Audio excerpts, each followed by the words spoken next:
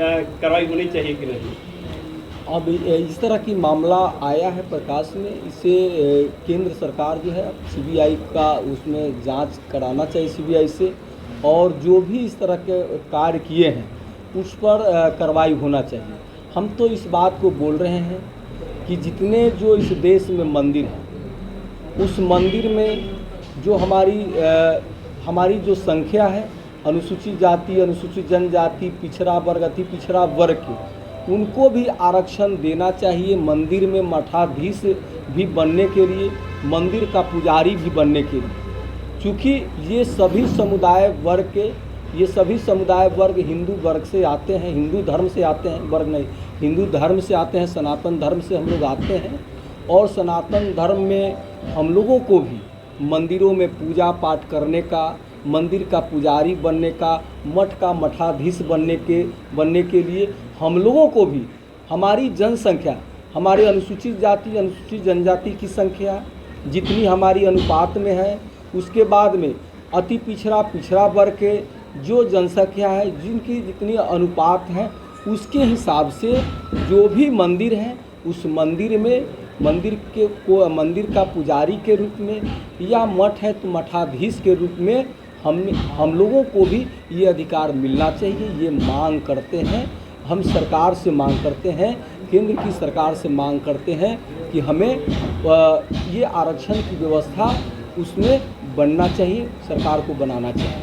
Sir, Bihar में बात करें तो करप्शन पे करप्शन बढ़ते जा रहा है। एक तरफ देखा जाए तो छपरा में ही अभी 3 दिन पहले एक 3 साल की बच्ची के साथ रेप हो जाता है।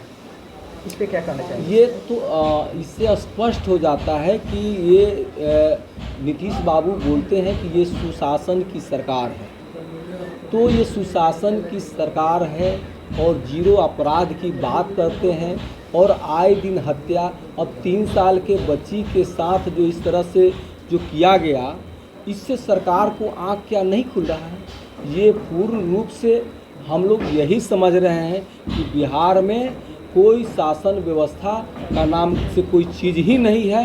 कहीं कोई पदाधिकारी एकदम बिल्कुल लापरवाह है, कोई एकदम अपने कर्तव्य का निर्वहन सही ढंग से नहीं कर रहा है, ये सब कर्तव्यहीन है। और इस पर जो है हर तरह से नीतीश बाबू का जो है इस शासन व्यवस्था पर कहीं कोई नियंत्रण नहीं है। उनको अब कुर्सी छोड़ देना चाहिए क्योंकि वो थक गए हैं।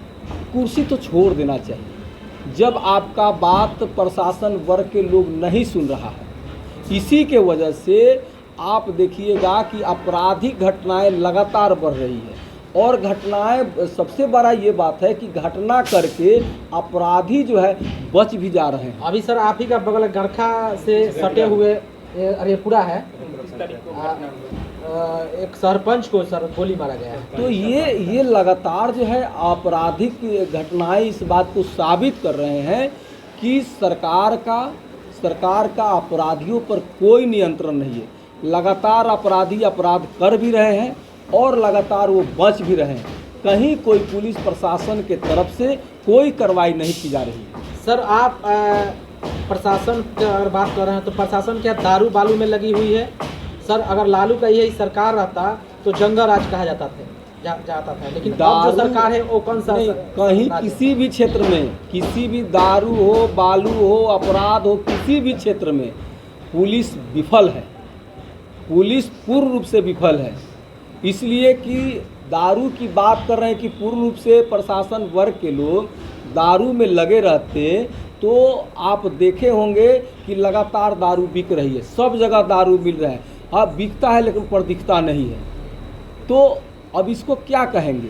जब उसमें पुलिस प्रशासन वर्ग के लोग दारू में ही काम करते तो दारू पर पूर्ण रूप से पाबंदी रहता, कहीं दारू दिखाई नहीं रहता, कहीं किसी को दारू पीने को नहीं मिलता। आज देखिएगा रोड रोड पर बउआ रहा है, तो इससे स्पष्ट है कि कहीं पुलिस प्रशासन वर्ग के पूरे बिहार में विफल हैं लोग।